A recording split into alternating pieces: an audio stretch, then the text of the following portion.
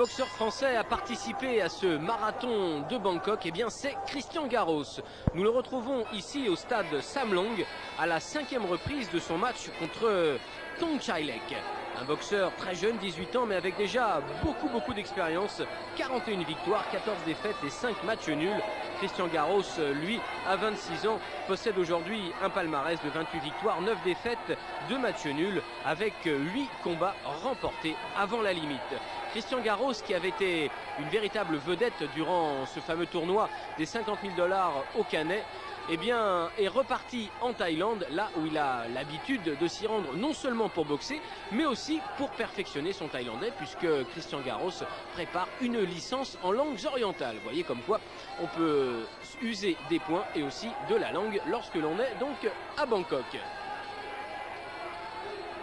Thongchaileck, un boxeur redoutable, surtout dans les corps à corps, plus petit, physiquement moins impressionnant que le français, mais attention, quelle technique, surtout en coup de genou. On le voit sur le flanc gauche de Garros, qui est déjà très marqué et qui le fait souffrir évidemment. Il est fatigué, Christian, à la fin de cette reprise. Et avec Nikema, Bill et Garros, pour ce week-end très spécial à Bangkok, eh bien, on a aussi une petite pensée pour Fabrice Alouche, qui, durant ce marathon, eh bien, lui, boxait sur un ring de Tokyo, au Japon, le japonais Samuna. Il était battu d'un tout petit point, tandis qu'Anthony El-Kaïm, qui boxait en moins de 57 kg dans le même gala, eh bien, se contentait d'un match nul, un no contest, très précisément, contre un adversaire japonais.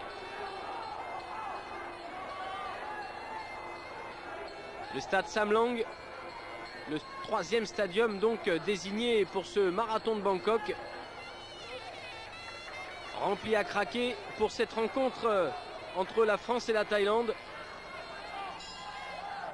Et c'est la fin du 5e round, la fin du combat, avec Garros épuisé. Christian Garros qui se taille aussi une formidable réputation sur les rings thaïlandais, mais qui cette fois devra s'incliner face à Thongchaileck.